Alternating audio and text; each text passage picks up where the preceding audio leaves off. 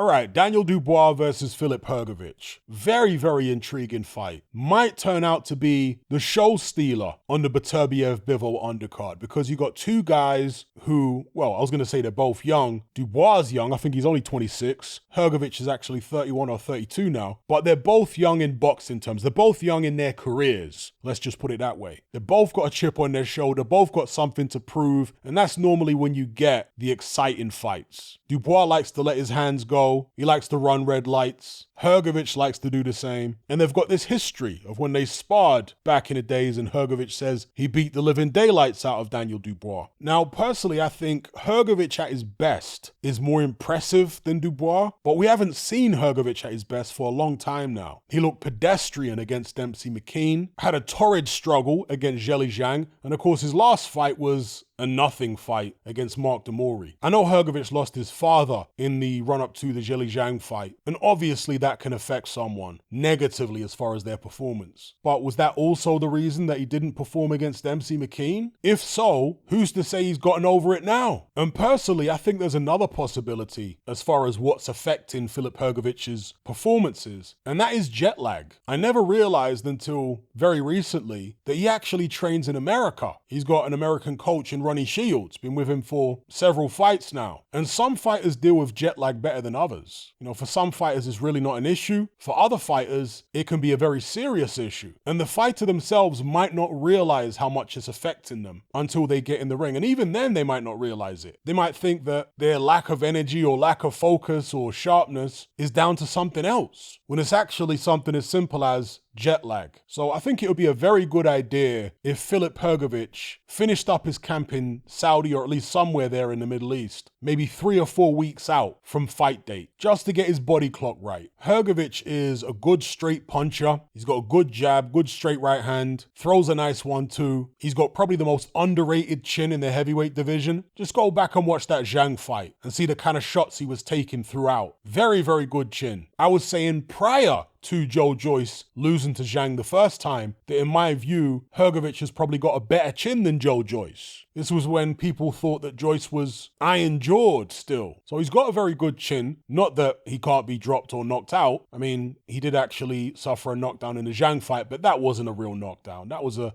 pull down on the back of the head. But he could suffer a real knockdown. Definitely. This is the heavyweight division. He could get knocked out like anyone else. It'd just be a bit more difficult to knock out Filip Hrgovic than most other heavyweights because he does take a very good shot. But he's going to need to be switched on and active in this fight with Daniel Dubois, which he hasn't been for his last couple fights. Again, discounting the Demori debacle. Daniel Dubois, on the other hand, is brimming full of confidence and energy. And if Filip Hrgovic can't match that energy, then Daniel Dubois is going to beat him. He'll outwork him, he'll bully him, and he'll boss the fight if Hrgovic turns up the way he did against Dempsey McKean or Zheli Zhang. But if Hrgovic can get his act together and actually turn up with the eye of the tiger for the first time in a long time, then I would actually favor him in the fight. So I'm really on the fence actually, because again, I think Hrgovic is the better fighter, but he blows hot and cold, or at least he has been doing lately. And normally in boxing, it's a better idea to go with the guy who has the better recent form. Not always, but generally it's the better thing to do in my experience. And so I'm leaning towards Daniel Dubois in the fight. Perhaps I'll change my mind closer to fight night, but right now I'm leaning towards Dubois just because I'm not sure if Hrgovic is back to his old self yet. If I see signs that he is, closer to the time, maybe I'll switch my prediction over to Hrgovic. But either way, I'm expecting a good fight. I think there's a very good chance of a stoppage in this one. Let me know what you guys think about it in the comment section below. And by the way, I'm only covering 3 of the 6 fights on this card here on my YouTube channel. I'm covering the other 3 on my Patreon page. So if you want access to those, along with a load of other exclusive boxing content,